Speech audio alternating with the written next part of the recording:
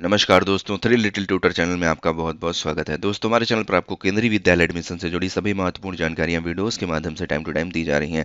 दोस्तों, जैसे कि आपको पहले से भी पता होगा कि आज यानी कि 7 मार्च 2025 10 बजे सुबह से बाल वाटिका कक्षाओं में ऑनलाइन एप्लीकेशन फॉर्म भरने स्टार्ट हो जाएंगे। आज की वीडियो बहुत ही ज़्यादा इंपॉर्टेंट है क्योंकि आज की इस वीडियो में हम आपको एक बच्चे का step by step live demo form भरकर दिखाएंगे बाल वाटिका 1 या 3 में, और आपको सबसे आसान और सही तरीका बताएंगे कि किस तरीके से आपको अपने बच्चे का बाल वाटिका 1 या 3 में एडमिशन के लिए ऑनलाइन एप्लीकेशन फॉर्म भरना है। दोस्तों, ऑनलाइन एप्लीकेशन फॉर्म भरने से पहले आपको कुछ प्रिपरेशन कर लेनी है, जैसे कि यहाँ पर मैं आपको एक एक करके बताऊंगा। आपके पास एक वैलिड मोबाइल नंबर होना चाहिए जो कि इंडियन सिम कार्ड होना चाहिए उसमें। दोस्तों, ये मोबाइल नंबर बहुत ही ज़्यादा इंपॉर्टेंट है क्योंकि एडमिशन से रिलेटेड सारे कम्युनिकेशन केंद्रीय विद्यालय संगठन द्वारा आपको इसी मोबाइल नंबर पर दिए जाएंगे। इनकेस आपके बच्चे का लॉटरी लिस्ट में नाम आता है या फिर एडमिशन से रिलेटेड जो भी जानकारी होगी वो आपके इसी मोबाइल नंबर पर आपको केंद्रीय विद्यालय संगठन द्वारा अपडेट की जाएगी।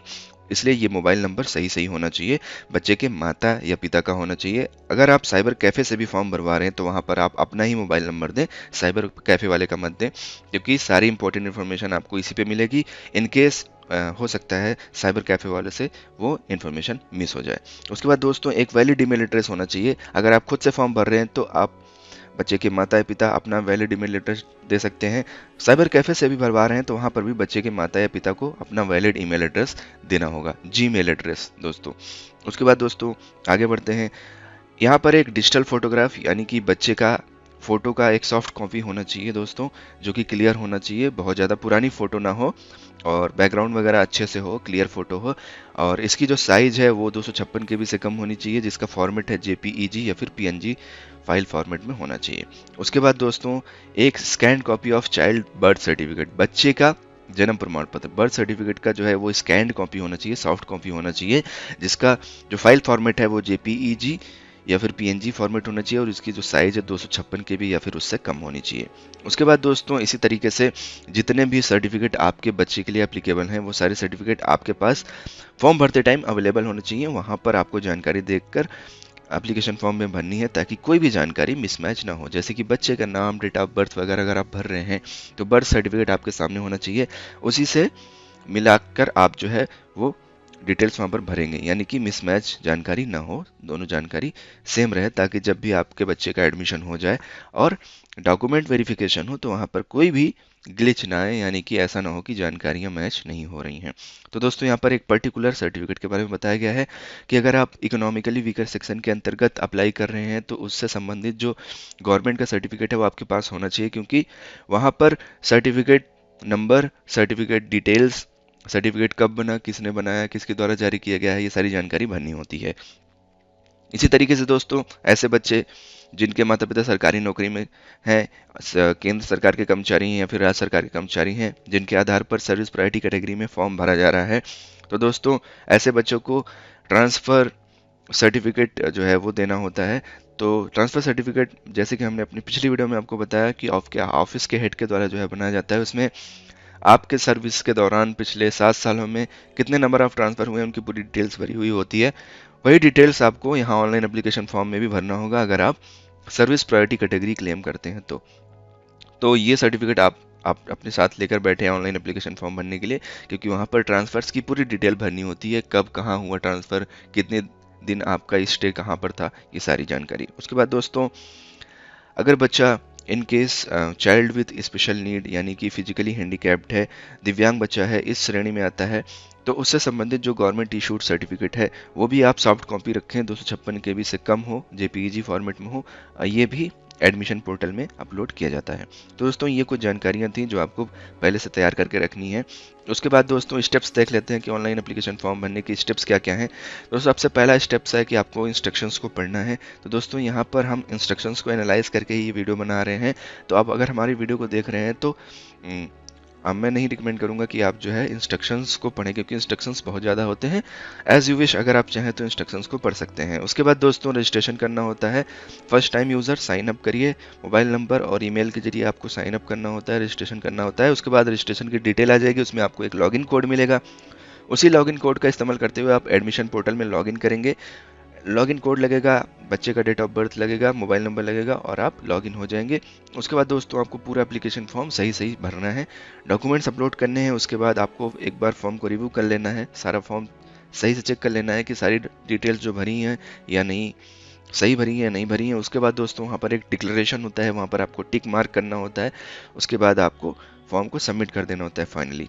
फाइनली सबमिट करने के बाद आपको फॉर्म का एक्नॉलेजमेंट लेना होता है, यानी कि फॉर्म का प्रिंट आउट लेकर रख लेना होता है, ताकि फ्यूचर में जब आपको एडमिशन से रिलेटेड कोई भी स्टेप्स लेने हो तो ये फॉर्म आपके पास अवेलेबल रहे। वहाँ पर आपको एप्लीकेशन सबमिशन कोड भी मिलता है, जिसका इस्तेमाल आगे एडमिशन के लिए होता है। तो दोस्तों ये जानकारियाँ थी, ये स्टेप्स थे जो आपको लेने होंगे। तो चलिए अब एक बच्चे का लाइव डेमो आपको फॉर्म भरकर दिखाते हैं, ताकि आप सारी जानकारी खुद से देख लें, ताकि कोई भी कंफ्यूजन ना रहे। जैसे ही फॉर्म निकले आप फॉर्म को भर दें। तो दोस्तों बाल वाटिका कक्षाओं में ऑनलाइन एप्लीकेशन फॉर्म भरने के लिए आपको केंद्रीय विद्यालय संगठन की ऑफिशियल वेबसाइट पर आना है। आप यहां पर देख सकते हैं लिखा हुआ है कि बाल वाटिका के लिए ऑनलाइन पंजीकरण 7 मार्च 2025 प्रातः 10 बजे से प्रारंभ। आपको यहां पर क्लिक करना है। उसके बाद आप बाल वाटिका वाली एडमिशन वाली वेबसाइट पर चले जाएंगे। दोस्तों यहाँ पर लिखा हुआ है यह पोर्टल विशेष रूप से शैक्षणिक सत्र 25-26 में भारत के चयनित केंद्रीय विद्यालयों में बाल वाटिका 1 या बाल वाटिका 3 में प्रवेश के लिए है। तो दोस्तों पंजीकरण के लिए मतलब रजिस्ट्रेशन के लिए आपको यहाँ पर क्लिक करना होगा। जैसे ही आप यहाँ पर क्लिक करते हैं आपके सामने रजिस्ट्रेशन फॉर्म खुल जाएगा। यहाँ पर बताया गया है कि जो भी आपको इन्फॉर्मेशन भरनी है वो इंग्लिश में भरनी है। और दोस्तों अगर बच्चा जो है विकलांग श्रेणी का है, दिव्यांग श्रेणी का है, तो डिफरेंटली एबल्ड है, तो उसको जो है अपलोड करना पड़ेगा डिसेबिलिटी सर्टिफिकेट एप्लीकेशन फॉर्म भरते टाइम। तो दोस्तों इसके बाद यहाँ पर जो भी जानकारी आप भरेंगे उसको जो है मॉडिफाई नहीं किया जा सकता, क्योंकि यहाँ पर जो भी जानकारी भरी जाएगी वो आगे उसी रूप में जो है वो फॉरवर्ड कर दी जाएगी। तो दोस्तों यहाँ पर क्लास आपको सिलेक्ट करना है, आपको बाल वाटिका 1 के लिए भरना है या 3 के लिए भरना है। तो इस हिसाब से आपको यहाँ दोनों क्लासेस का ऑप्शन मिल रहा है। आप चाहे बाल वाटिका 1 में भर सकते हैं, फिर बाल वाटिका 3 में भर सकते हैं। तो चलिए मैं बाल वाटिका 1 में भर के दिखाता हूँ आपको। उसके बाद यहाँ पर बच्चे का नाम आपको भरना है। तो यहाँ पर बच्चे का नाम हमने, क्योंकि मैं यहाँ पर डेमो दे रहा हूँ तो यहाँ पर मैंने एग्जाम्पल ले लिया दोस्तों। इस तरीके से फर्स्ट नेम में मैंने एग्जाम्पल ले लिया, सेकंड नेम में भी हमने यही लिख दिया और थर्ड नेम में भी मैंने यही लिख दिया है। आप अपने बच्चे का नाम यहाँ पर भरेंगे। उसके बाद दोस्तों यहाँ पर बच्चा अगर दिव्यांग है तो यस, अगर नहीं है तो नो। तो बच्चा जो है वो दिव्यांग नहीं है तो मैंने नो लिखा है। और अगर यस हम करते हैं तो आगे जो है हमको ये डिफरेंटली एबल्ड का सर्टिफिकेट वो है अपलोड करना पड़ेगा। तो दोस्तों यहाँ पर मैंने नो लिखा है। उसके बाद बच्चे की डेट ऑफ बर्थ जो है यहाँ पर बताया गया है कि 1/4/2021 से लेके 1/4/2022 के बीच में होनी चाहिए। अगर इसके 1/4/2021 के पहले है तब भी फॉर्म आप बाल वाटिका 1 के लिए नहीं भर पाएंगे, और 1/4/2022 के बाद है तब भी आप बाल वाटिका 1 के लिए नहीं भर पाएंगे। तो दोस्तों अगर यही आप बाल वाटिका 3 के लिए भरेंगे तो आप देख सकते हैं यहाँ पर जो एज का, डेट ऑफ बर्थ का जो क्राइटेरिया वो बदल गया है।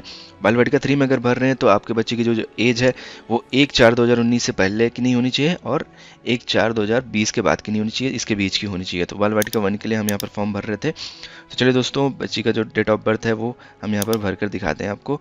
तो डेट ऑफ बर्थ भरने के लिए आप यहाँ से कैलेंडर से सेलेक्ट कर सकते हैं। तो यहाँ पर मैंने जो है 2021 सेलेक्ट कर लिया है, अक्टूबर 10 अक्टूबर 2021 बच्चे की डेट ऑफ बर्थ है, ये सही है दोस्तों। इस वजह से यहाँ पर कोई भी पॉपअप नहीं है। अगर आप ये गलत डेट ऑफ बर्थ हम चुन कर देखते हैं और देखते हैं कि यहाँ पर पॉपअप आता है क्या, तो दोस्तों ऑप्शन ही नहीं है चुनने का, आप जो है गलत चुन नहीं सकते हैं। तो यहाँ पर मैंने 10 यहाँ पर 10 अगस्त जो है 2021 हमने यहाँ पर चुन लिया है। उसके बाद दोस्तों यहाँ पर आपको चुनना है कि क्या बच्चा केंद्रीय विद्यालय संगठन के कर्मचारी का बच्चा है। अगर parent of non KVS employee हैं तो आपको यहाँ पर ये टिक करना है। अगर आप parent of working KVS employee हैं तो आपको यहाँ पर ये टिक करना है। तो यहाँ पर बच्चा जो है अगर parent of working KVS employee है, बच्चे के माता पिता केंद्रीय विद्यालय संगठन में काम करते हैं तो ये सेलेक्ट करना है। अगर बच्चे के माता पिता केंद्रीय विद्यालय संगठन में काम नहीं करते हैं तो यहाँ पर ये टिक करना है। दोस्तों एक कन्फ्यूज़न होता है कि बच्चे के दादा दादी नाना नानी क्या सरकारी कर्मचारी हैं, तो उसका अब यहाँ पर कोई भी फ़ायदा नहीं है। बच्चे के सिर्फ माता पिता से मतलब है यहाँ पर, और वो भी यहाँ पर बच्चे के माता पिता केंद्रीय विद्यालय में काम करते हैं या नहीं करते हैं वो यहाँ पर चुनना है आपको। आगे बच्चे के माता पिता सरकारी नौकरी में या नहीं वो आगे आपको फॉर्म में दिखेगा। उसके बाद दोस्तों यहाँ पर email ID of the parents, बच्चे के माता या पिता में से किसी एक का ईमेल आईडी, मोबाइल नंबर यहाँ पर भरना है। उसके बाद कैप्चा कोड डालना है। उसके बाद आपको यहाँ पर टिक करके रजिस्ट्रेशन पर क्लिक कर देना है। तो चलिए दोस्तों हम यहाँ पर बाकी डिटेल्स भरते हैं और फॉर्म में आगे बढ़ते हैं। तो दोस्तों इस तरीके से सारी डिटेल्स आपको ईमेल आईडी और मोबाइल नंबर पेरेंट्स का भर के, उसके बाद यहाँ पर कैप्चा कोड दिया हुआ है, ये कैप्चा कोड भर के आपको यहाँ पर टिक करना है और रजिस्टर पर क्लिक कर देना है। तो दोस्तों जैसे ही आप यहाँ पर क्लिक करते हैं, आपके मोबाइल पर एक ओटीपी आ जाएगा। हमारे मोबाइल पर एक ओटीपी आ गया है, तो ये ओटीपी हम यहाँ पर भर देंगे। उसके बाद कैप्चा कोड डालकर वेरीफाई पर क्लिक करेंगे। तो दोस्तों ओटीपी और कैप्चा डालकर हम वेरीफाई पर क्लिक करेंगे और अपने एप्लीकेशन फॉर्म में आगे बढ़ेंगे। दोस्तों आप यहाँ पर देख सकते हैं कि हमने सक्सेसफुली रजिस्ट्रेशन कर लिया है बालवाटिका 1 में अपने बच्चे का एडमिशन कराने के लिए। यहाँ पर रजिस्ट्रेशन से रिलेटेड सारी डिटेल्स आ जाएंगी, जैसे कि लॉगिन कोड, बच्चे की जन्म तिथि और हमारा जो मोबाइल नंबर है वो। तो दोस्तों ये डिटेल्स आप जो है प्रिंट करके रख सकते हैं, यहाँ प्रिंट पर क्लिक करके। और उसके बाद दोस्तों फॉर्म में आगे बढ़ने के लिए आप क्लिक हियर पर क्लिक करेंगे, उसके बाद फॉर्म में आगे बढ़ जाएंगे। उसके बाद दोस्तों यहाँ पर आपको लॉगिन कोड डालना है, जो हमने लॉगिन कोड हमको मिला था रजिस्ट्रेशन के टाइम पर। उसके बाद यहाँ पर बच्चे की जो डेट ऑफ बर्थ है वो आपको यहाँ पर सिलेक्ट कर लेनी है। तो हमारे जो बच्चे की डेट ऑफ बर्थ थी वो यहाँ पर हम सेलेक्ट कर लेंगे। तो देख सकते हैं यहाँ पर जो बच्चे की डेट ऑफ बर्थ थी वो 10/8/2021 थी, हमने यहाँ पर सेलेक्ट कर लिया है। उसके बाद यहाँ पर मोबाइल नंबर हमको डालना है और उसके बाद यहाँ पर कैप्चा कोड डाल के हमको लॉगिन पर क्लिक कर देना है। तो दोस्तों जैसे ही हम जो है लॉगिन पर क्लिक करते हैं, ये सारी डिटेल्स हमारे सामने खुलकर आ जाती हैं। तो एप्लीकेशन फॉर्म भरने के 5 स्टेप हैं, वो पाँचों स्टेप्स यहाँ पर सामने खुलकर आ जाते हैं। उसके बाद दोस्तों आपको एक एक करके सारी जानकारी चेक करनी है और सारी जानकारी भरनी है। तो फर्स्ट नेम में मैंने बच्चे का नाम भर दिया, मिडिल नेम में भी मैंने भर दिया, थर्ड नेम में भी, सर नेम में भी मैंने भर दिया है। अगर आपके बच्चे का मिडिल नेम और सर नेम लास्ट नेम नहीं है तो आप उसको ब्लैंक छोड़ सकते हैं, वो मैंडेटरी फील्ड नहीं है। जन्म तिथि यहाँ पर पहले से भरी हुई है। और whether child of KVS employ, तो यहाँ पर नहीं है बच्चे के माता पिता केवीएस एम्प्लॉय, तो ये पहले से रजिस्ट्रेशन के द्वारा प्री फिल्ड होके आया है। डिफरेंटली बड़ी कैटेगरी में नहीं है, तो यहाँ पर नो सेलेक्ट किया हमने। उसके बाद दोस्तों बच्चे का जेंडर आपको सेलेक्ट करना है, तो यहाँ पर मैंने फीमेल सेलेक्ट कर लिया। दोस्तों आप देख सकते हैं कि यहाँ पर भी फीमेल सेलेक्ट करने पर भी यहाँ पर जो है सिंगल गर्ल चाइल्ड कैटेगरी का ऑप्शन नहीं खुल रहा है, जो कि पहले खुलता था। तो इस बार से सिंगल गर्ल चाइल्ड कैटेगरी का ऑप्शन बालवाटिका कक्षाओं में से भी हटा दिया गया है। इसी तरीके से दोस्तों यहाँ पर ब्लड ग्रुप अगर आपको अपनी बच्ची का पता है तो सेलेक्ट कर दें, अगर नहीं पता है तो आप इसको छोड़ सकते हैं। लेकिन यहाँ पर ये मैंडेटरी फील्ड किया गया है, तो आप इसको नहीं छोड़ सकते। क्लास 1 के रजिस्ट्रेशन में यहाँ पर इसको मैंडेटरी नहीं किया गया था, लेकिन बालवाटिका कक्षाओं में इसको मैंडेटरी किया गया है, तो आपको ये भरना ही है। तो ब्लड ग्रुप आपको आपके बच्चे का पता होना चाहिए। अगर इन केस अभी नहीं पता है तो आप अज्यूम करके कुछ भी भर सकते हैं। उसके बाद दोस्तों यहाँ पर कास्ट कैटेगरी आपको भरना है। कास्ट कैटेगरी में आपको 1 2 3 4 5 कैटेगरी दिखाई दे रही है, general, OBC, OBC non criminal, SC और एसटी। तो दोस्तों जो भी एप्लीकेबल है, आप जिस भी कैटेगरी से आते हैं, आपके बच्चे के पास जिस भी कैटेगरी का सर्टिफिकेट है वो आप जो है यहाँ पर भर सकते हैं। तो इस केस में मैंने एससी यहाँ पर सेलेक्ट कर लिया है। और उसके बाद दोस्तों यहाँ पर परिवार का आय वर्ग, family income group. Family income group में यहाँ पर 3 कैटेगरी हैं, कम आय वर्ग के अंतर्गत नहीं, do not belong to low income group. उसके बाद आर्थिक रूप से कमजोर वर्ग, यानी कि ईडब्ल्यूएस, इकोनॉमिकली वीकर सेक्शन, या फिर गरीबी रेखा से नीचे, तो वो बिलो पॉवर्टी लाइन। तो इन तीनों में से जो भी एप्लीकेबल हो आप सेलेक्ट कर सकते हैं। दोस्तों अगर आप नीचे के इन दोनों को ईडब्ल्यूएस या फिर बीपीएल सेलेक्ट करते हैं तो इससे रिलेटेड सर्टिफिकेट्स की डिटेल आपको देनी होती है, जो सर्टिफिकेट्स आपके पास होने चाहिए। तो दोस्तों हम एक बार सेलेक्ट करके आपको दिखा देते हैं। तो यहाँ पर पूछ रहा है ईडब्ल्यूएस बीपीएल प्रमाण पत्र क्रमांक। दोस्तों यहाँ पर सर्टिफिकेट नंबर आपको डालना होगा, जो भी आपके पास एप्लीकेबल हो। और उसके बाद दोस्तों वो कब बना है, यहाँ से आपको डेट वगैरह सेलेक्ट करनी होगी, और किसने जो है वो जारी किया है वो उनका नाम यहाँ पर या फिर उनकी पोस्ट आपको यहाँ पर डालना होगा। तो दोस्तों जैसे कि मैंने यहाँ पर भर दिया है। इसी तरीके से अगर आप बीपीएल से आते हैं तो भी आपको बीपीएल से रिलेटेड सर्टिफिकेट्स की डिटेल वगैरह यहाँ पर भरनी होती है। तो दोस्तों ये बच्चा जो है वो कम आय वर्ग के अंतर्गत नहीं आता है, तो मैंने यहाँ पर ये सिलेक्ट कर लिया है और ये सारी डिटेल्स हमने यहाँ पर भर दी हैं। अब हम एप्लीकेशन को सेव करेंगे। तो एप्लीकेशन हमारा सेव हो गया और ओके पर क्लिक करेंगे। उसके बाद दोस्तों अब हम आएंगे दूसरे स्टेप पर। तो दूसरे स्टेप पर यहाँ पर पेरेंट्स की डिटेल्स भरनी होती हैं, जहाँ पर माता और पिता की डिटेल्स भरनी होती है। तो दोस्तों यहाँ पर माता का जो टाइटल है आप सेलेक्ट कर लेंगे, मिसेज, मिस या फिर लेट। तो यहाँ पर मिसेज मैंने सेलेक्ट कर लिया। उसके बाद ये डेमो है तो मैंने यहाँ पर डेमो लिख दिया है। उसके बाद यहाँ पर अगर इंडियन है तो इंडियन, अगर नॉन इंडियन है तो नॉन इंडियन। यहाँ पर इंडियन हमने सेलेक्ट कर लिया, कंट्री ऑफ रेजिडेंस इंडिया, और यहाँ पर मैंने बिहार सेलेक्ट कर लिया, और सिटी ऑफ रेजिडेंस मैंने यहाँ पर पटना डाल दिया है, और एड्रेस हमने यहाँ पर डेमो के तौर पे एड्रेस हमने यहाँ पर डाल दिया है। तो ये एड्रेस इस तरीके से डालना है। उसके बाद दोस्तों यहाँ पर पिन कोड मैंने यहाँ पर डाल दिया है। उसके बाद दोस्तों लैंडलाइन नंबर अगर है तो डाल दीजिए। अगर नहीं है तो यहाँ पर नहीं डालेंगे। यहाँ पर पूछ रहा है कि क्या जो मदर का रेजिडेंशियल एड्रेस है वो फादर के रेजिडेंशियल एड्रेस में ऑटोमेटिक फिल हो जाए। अगर आप ऐसा चाहते हैं तो यस पर क्लिक करेंगे। मैक्सिमम केस में ऐसा होता है कि मदर और फादर का जो रेजिडेंशियल एड्रेस होता है वो सेम होता है, कुछ कुछ केसेस में अलग अलग होता है, तो आप अलग अलग भरेंगे। अदरवाइज अगर सेम है तो यहाँ पर यस क्लिक कर देंगे, तो सारी डिटेल्स जैसे कि आप यहाँ पर देख सकते हैं ये ऑटोमेटिक यहाँ पर फिल हो गई। उसके बाद दोस्तों यहाँ पर मदर का मोबाइल नंबर आपको डालना है, ईमेल आईडी यहाँ पर डालनी है मदर की, उनका ऑक्यूपेशन, वो क्या काम करती हैं और किस ऑर्गेनाइजेशन में काम करती हैं, ये आपको यहाँ पर डिटेल्स भरनी है। तो यहाँ पर मोबाइल नंबर जो है मदर्स का वो मैंडेटरी है, मदर और फादर का। तो दोस्तों आप वही मोबाइल नंबर यूज़ कर सकते हैं जो आपने रजिस्ट्रेशन के टाइम पर यूज़ किया है। तो दोस्तों यहाँ पर मोबाइल नंबर और ईमेल आईडी आप भर दीजिए। ऑक्यूपेशन जैसे कि अगर ये हाउस वाइफ है तो आपको यहाँ पर हाउस वाइफ डालना है, और अगर जॉब करती हैं तो जो जॉब करती है और जहाँ जॉब करती हैं उससे रिलेटेड ऑर्गेनाइजेशन का नाम यहाँ पर डालना है। तो अगर हाउस वाइफ है तो यहाँ पर हाउस वाइफ डाल दीजिए। ऑर्गेनाइजेशन अगर आपको नहीं पता तो आप इसको ब्लैंक छोड़ सकते हैं, ये दोनों फील्ड मैंडेटरी नहीं है। तो दोस्तों इस तरीके से यहाँ पर अब फादर की डिटेल आपको भरनी है। फादर अगर फादर के बच्चे के फादर अगर दुर्भाग्यवश दिवंगत हो चुके हैं तो यहाँ पर लेट आएगा, अदरवाइज अगर वो अलाइव हैं तो मिस्टर यहाँ पर भरेंगे आप। उसके बाद दोस्तों यहाँ पर फादर का पूरा नाम भरना है, उसके बाद उनकी नेशनलिटी क्या है, और बाकी की डिटेल्स जो है मदर के वहाँ से ऑटोमेटिक फील्ड है। उसके बाद यहाँ पर मोबाइल नंबर भरना है, ईमेल आईडी भरना है, ऑक्यूपेशन ऑर्गेनाइजेशन भर के आपको एप्लीकेशन सेव कर देना है। तो दोस्तों यहाँ पर अगर बच्चे के फादर सरकारी नौकरी में हैं तो आपको यहाँ पर वो डिटेल देनी है, प्राइवेट नौकरी में है तो वो डिटेल आपको देनी है। तो जैसे कि अब यहाँ पर बच्चे के फादर जो है मैनेजर हैं, तो मैंने यहाँ पर मैनेजर लिख दिया, और किस ऑर्गेनाइजेशन में जहाँ भी काम करते हैं तो रेलवेज़ में, तो यहाँ पर मैंने इंडियन रेलवेज़ लिख दिया। इस तरीके से बच्चे के फादर जो भी करते हैं आपको वो सारी डिटेल्स यहाँ पर बतानी है। तो दोस्तों इस तरीके से हमने एप्लीकेशन यहाँ पर सेव कर दिया है। तो इस तरीके से सेव हो गया। अब आएंगे हम अपने तीसरे स्टेप पे जहाँ पर आपको केंद्रीय विद्यालयों को चुनना है। तो दोस्तों यहाँ पर वही केंद्रीय विद्यालय डिस्प्ले होंगे जहाँ पर बाल वाटिका कक्षाओं में एडमिशन का प्रोविज़न है। तो दोस्तों यहाँ पर कुछ जानकारी दी हुई है। यहाँ पर बताया गया है कि you can apply up to 3 different Kendriya Vidyalaya without any prioritization between them. यहाँ पर जो भी आप केंद्रीय विद्यालयों में फॉर्म भरेंगे वो तीनों केंद्रीय विद्यालयों में अलग अलग जाएगा, कोई प्रायोरिटी नहीं है यहाँ पर कि आपने पहले में जो भरा है वहाँ पर एडमिशन के चांसेस ज़्यादा हो या फिर दूसरे में या फिर तीसरे में, मतलब सारों में बराबर चांसेस हैं। तो हम आपसे रिक्वेस्ट करते हैं दोस्तों कि आप सारे तीनों ऑप्शन में केंद्रीय विद्यालयों को चुनें ताकि आपके बच्चे का बराबर से चांस रहे केंद्रीय विद्यालयों में एडमिशन होने के लिए। और दोस्तों अगर आप चाहें तो दूसरा तीसरा स्कूल छोड़ सकते हैं, लेकिन कम से कम एक स्कूल आपको चुनना होगा। तो दोस्तों आगे बढ़ते हैं और स्कूल को चुनते हैं। तो दोस्तों सबसे पहले आपको स्टेट ऑफ द स्कूल चुनना है। तो आप अपने रेजिडेंस के हिसाब से या फिर जो भी आपको कन्वीनियंट लगे उसके हिसाब से आप जो है वो स्टेट चुन सकते हैं।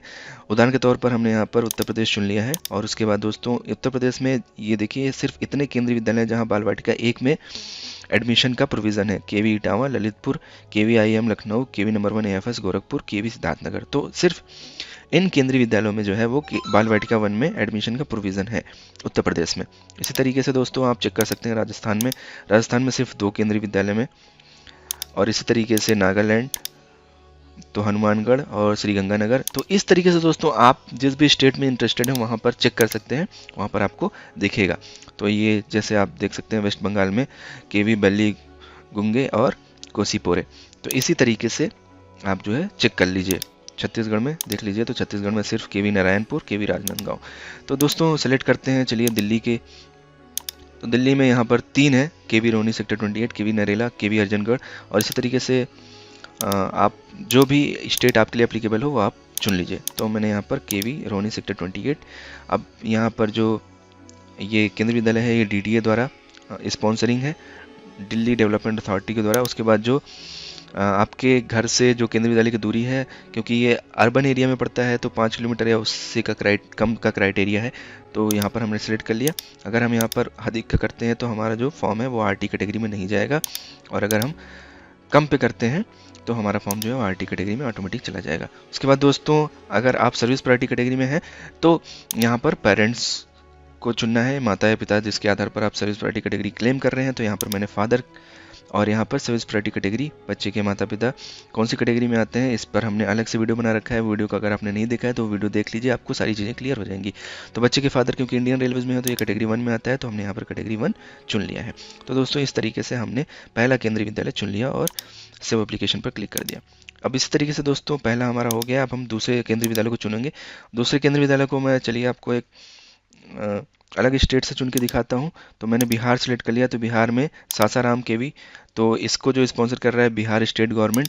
उसके बाद दोस्तों यहाँ पर क्योंकि ये रूरल एरिया का केंद्रीय विद्यालय है, तो यहाँ पर जो डिस्टेंस का क्राइटेरिया है वो 8 किलोमीटर या उससे लेस का है आरटी में एडमिशन के लिए। तो दोस्तों आप देख सकते हैं, अगर हम यहाँ पर 8 किलोमीटर या उससे कम का करते हैं तभी हमारा फॉर्म आरटी में जाएगा, अगर हम अधिक पर कर देते हैं तो आरटी में नहीं जाएगा। तो हमने यहाँ पर आरटी का लाभ लेने के लिए कम या बराबर चुन लिया, क्योंकि हमारा जो घर से केंद्रीय विद्यालय की दूरी है वो 8 किलोमीटर की रेडियल डिस्टेंस में पड़ती है। उसके बाद दोस्तों हम यहाँ पर आपको मदर का सेलेक्ट करके दिखाते हैं कि जिनकी प्रायोरिटी कैटेगरी के आधार पर एडमिशन होना है। तो मदर जो है यहाँ पर वो कैटेगरी 3 में आती हैं, वो स्टेट गवर्नमेंट में टीचर हैं, तो उनकी जो कैटेगरी है वो 3 हो गई।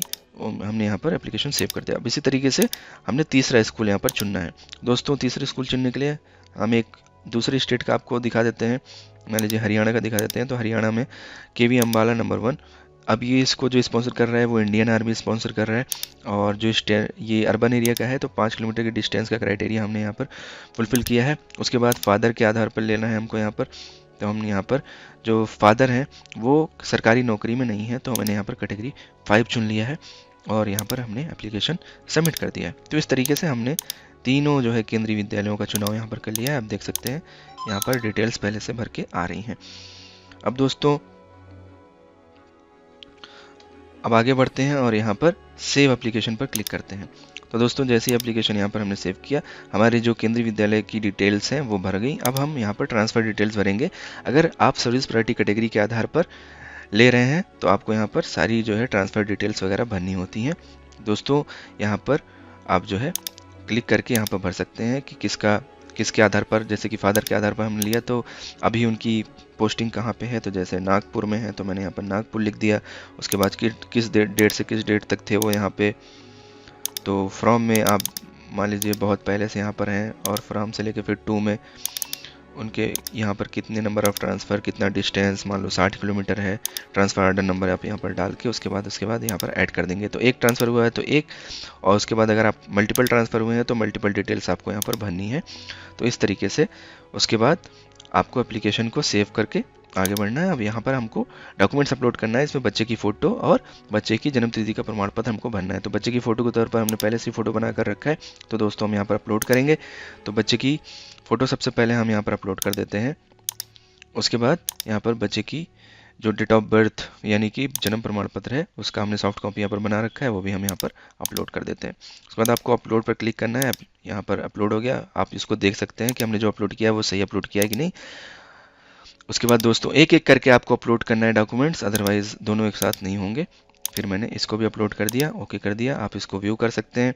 अब दोस्तों आप यहाँ पर देख सकते हैं कि केंद्रीय विद्यालय में जब हम एडमिशन के लिए जाएंगे तो यहाँ पर ये सारे डॉक्यूमेंट्स जो है वो हमको एज अ प्रूफ जो है ओरिजिनल फॉर्मेट में देने होते हैं। यहाँ पर वो सारी डॉक्यूमेंट्स की डिटेल आपको यहाँ पर दिख जाएगी। तो दोस्तों ये हो गया। अब हम अपने फॉर्म का जो है वो प्रीव्यू लेंगे। तो प्रीव्यू वाले टैब पर क्लिक करेंगे और फॉर्म का प्रीव्यू लेंगे यहाँ पर।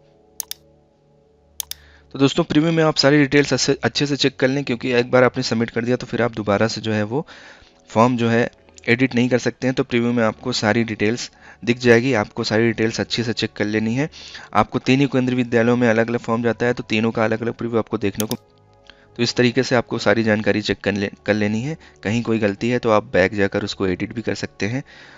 तो इस तरीके से सारी जानकारी को चेक कर लें, और फिर उसके बाद अगर सारी जानकारी सही है तो आप एप्लीकेशन सबमिशन के लिए आगे बढ़ें। अब दोस्तों अगले टैब में आना है डिक्लेरेशन एंड सबमिट। उसके बाद आपको यहाँ पर टिक कर देना है कि मैंने उपरोक्त नियमों और शर्तों को पढ़ लिया और मैं इन सभी शर्तों से सहमत हूँ। उसके बाद आपको सेव टू सबमिट पर क्लिक करना है। तो जैसे ही आप सेव टू सबमिट पर क्लिक करेंगे तो आपका फॉर्म जो सक्सेसफुली सेव्ड हो जाएगा। उसके बाद दोस्तों आप इस फॉर्म को सबमिट कर सकते हैं। तो दोस्तों हम चलते हैं और इस फॉर्म को सबमिट करते हैं। तो जैसे ही हम सबमिट करते हैं दोस्तों तो हमारे मोबाइल पर एक OTP आएगा। तो हम उस OTP को यहाँ पर डालेंगे। तो दोस्तों ये OTP हमारे पास आ चुका है। उसके बाद दोस्तों यहाँ पर हम OTP डाल देंगे।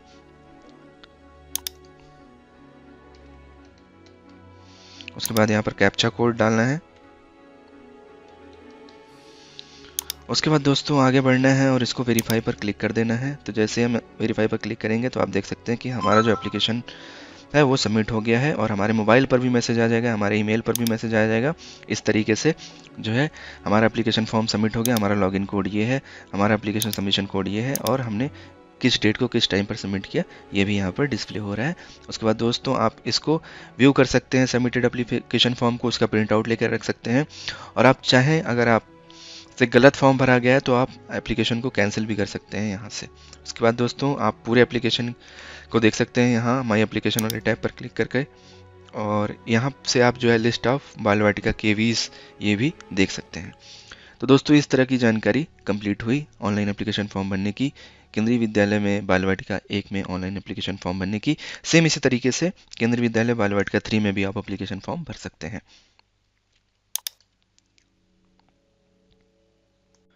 तो दोस्तों इस तरीके से आपको अपने बच्चे का बालवाटिका 1 या फिर 3 की कक्षाओं में एडमिशन के लिए ऑनलाइन एप्लीकेशन फॉर्म भरना है। इसके बाद दोस्तों केंद्रीय विद्यालय संगठन द्वारा ऑनलाइन लॉटरी कराई जाएगी।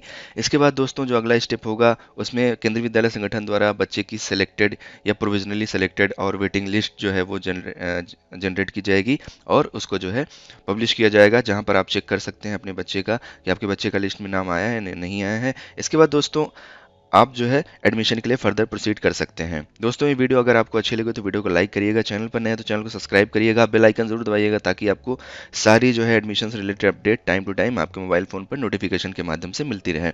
दोस्तों इस वीडियो को आपस में शेयर करिएगा ताकि जिनको नीड है उन तक ये वीडियो पहुँचे।